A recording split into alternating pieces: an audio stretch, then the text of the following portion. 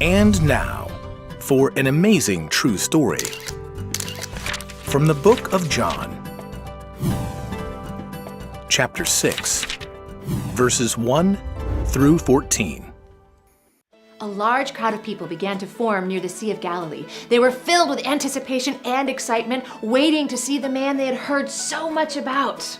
I heard that he made a blind man see again, and he made another guy walk. It's true. I was paralyzed for 38 years, and look at me now. I'm walking here. I'm walking here.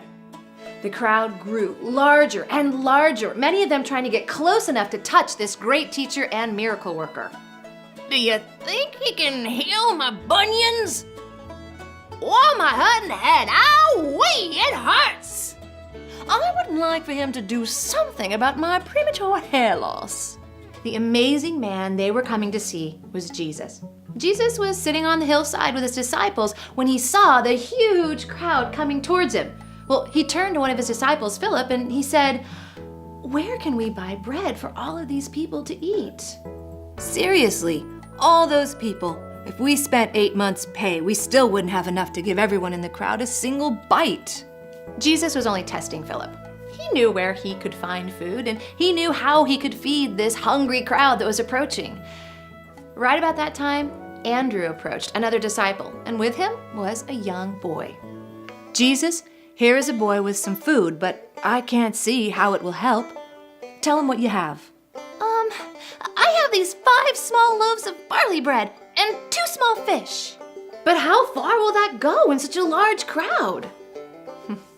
Jesus looked at his disciples and at the young, resourceful boy, and he smiled and said, "Have the people sit down."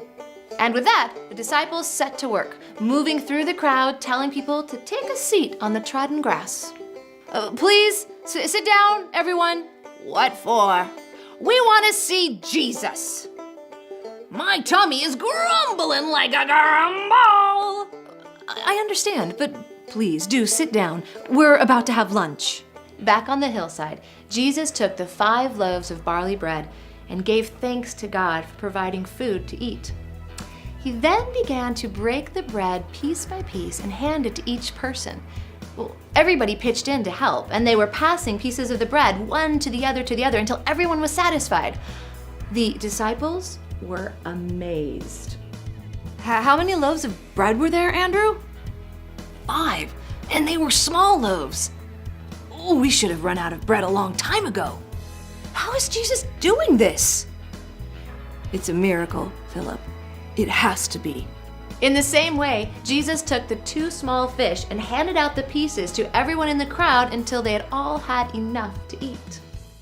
Those fishes were delicious!